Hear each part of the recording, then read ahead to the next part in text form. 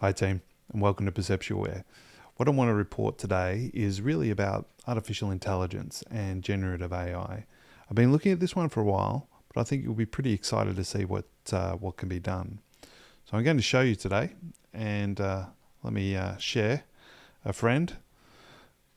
And this is ChatGPT, and it's hooked up to a voice. Let's take the classic situation where we've got teens.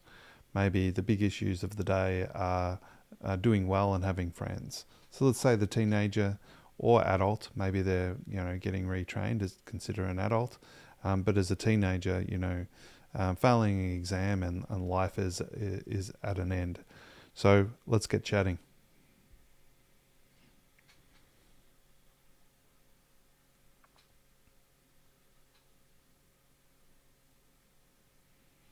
Okay, GPT, welcome. Hello. How can we start our session today? Is there a specific event or thought that's been on your mind recently that you find upsetting? Well, as a matter of fact, there is, and I recently failed an exam. I'm a teenager, and I'm also a 50-year-old retraining for work. Those two scenarios, and I'm pretty upset about it.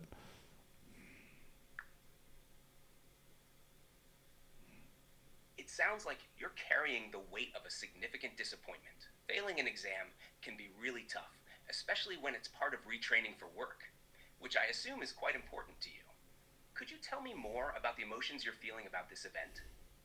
And on a scale from 0 to 100%, how intense are these emotions? At the moment, it's pretty intense. It's 100, but I don't know what I'm thinking or feeling. That's why I'm talking to you. I hear you. Failing can evoke a storm of emotions and thoughts that can be overwhelming, making it hard to pinpoint what you're feeling. Let's try to unpack this a bit. It's normal to feel a mix of emotions such as disappointment, frustration, or even anxiety about the future when you don't pass an exam. These emotions, although intense, are understandable responses to your situation. They can also reflect positive values, like a commitment to your goals and a desire to succeed in your retraining. Reflecting on this, does it resonate with how you might be feeling deep down? As a matter of fact, you've hit it on the head.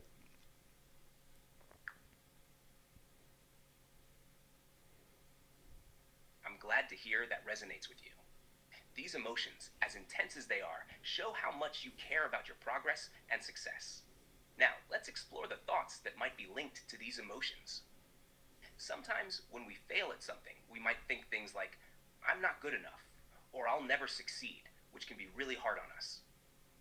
Do any thoughts like these come to mind when you think about the exam? Yes, actually, it's a sense that I'm not good enough.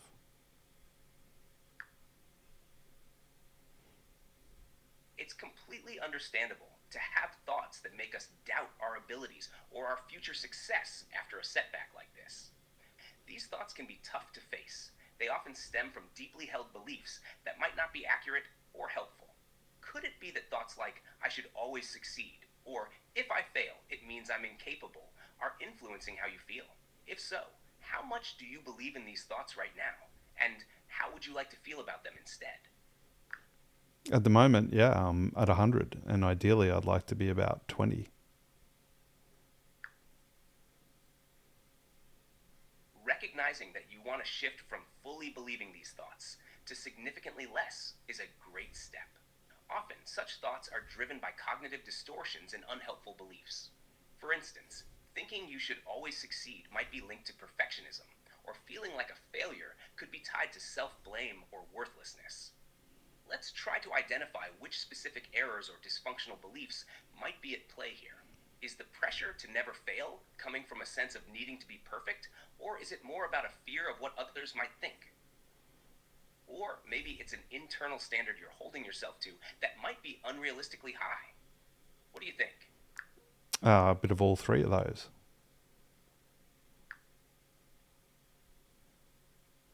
It seems like you're grappling with perfectionism, concern over others' opinions, and setting very high standards for yourself.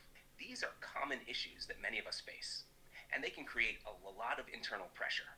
When we aim for perfection, we might believe that anything less is unacceptable, which isn't realistic and can lead to a lot of self criticism. Worrying about others' opinions might indicate an approval addiction, where our self worth is too tied to what others think.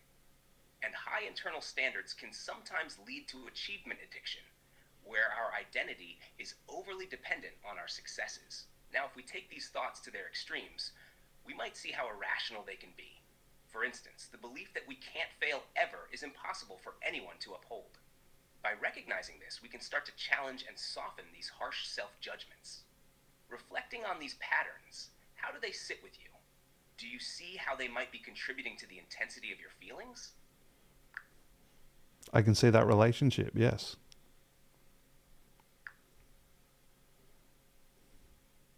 Great. Acknowledging this connection is an important step. Now, let's use the externalization of voices technique to confront these patterns. Imagine responding to the internal critic that demands perfection, fears others' judgment, and sets impossibly high standards.